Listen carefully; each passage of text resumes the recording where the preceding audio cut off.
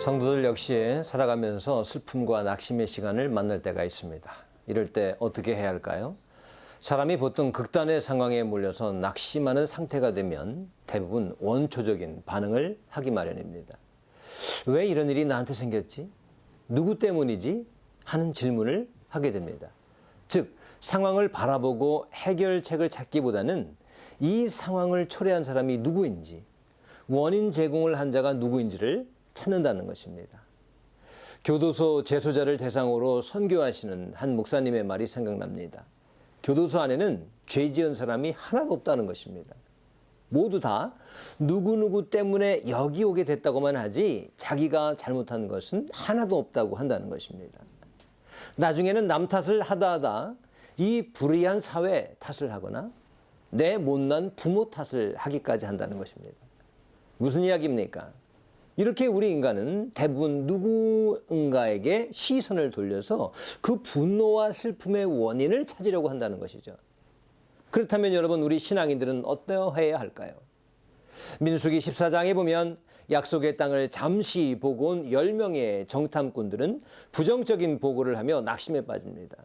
이때 어떻게 반응합니까? 그들은 누구 때문에를 먼저 찾습니다. 힘든 상황이라면 서로 머리를 맞대고 해결 방안을 모색하든지 아니면 함께 모여서 금식이라도 하면서 하나님께 부르짖어야 것이 아닙니까? 그런데 이들은 이런 절망의 상황이 바로 모세와 아론 때문이라는 것입니다.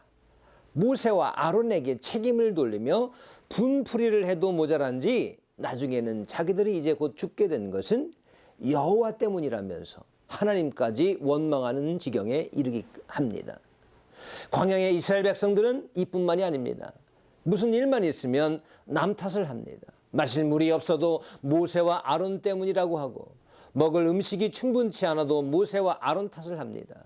그들은 심지어 만나를 먹으면서도 그랬습니다. 고린도전서 9장에 보면 내가 내 몸을 쳐 복종하게 한다라는 말씀이 나오는데 과연 우리 몸에 어디를 쳐서 복종시켜야 한다는 말일까요? 바로 우리 몸 깊숙이에 나오는 남 탓의 근성, 전혀 발전이 없는 책임전가의 본성을 쳐서 그리스도 앞에 복종시켜야 한다는 의미일 것입니다.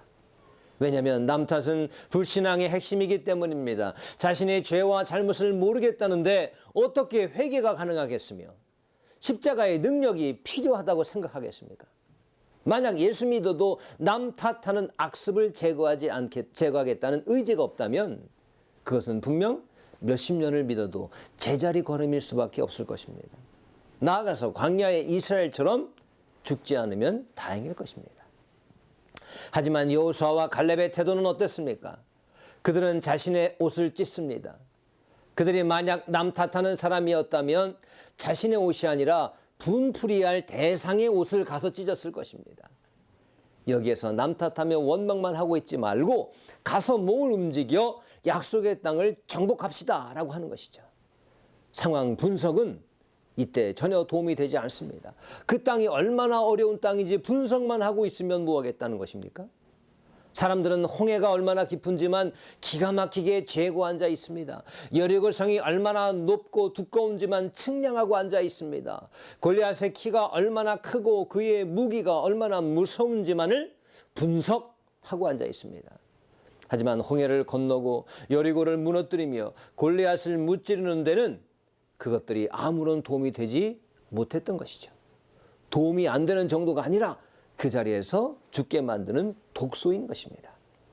여호수아와 갈렙은 여호와께서 우리를 기뻐하시면 우리를 그 땅으로 인도하여 들이시고 그 땅을 우리에게 주시리라. 이는 과연 젖과 꿀이 흐르는 땅이니라 하면서 하나님의 약속을 믿고 전진하자고 했던 것입니다. 그렇습니다. 이게 바로 우리 그리스도인들의 태도가 되어야 합니다. 슬픔의 시간에 여러분들은 어떻게 반응하십니까? 10명의 정탐꾼이 아닌 여호수아와 갈렙의 반응을 닮으시기를 주님의 이름으로 축복합니다.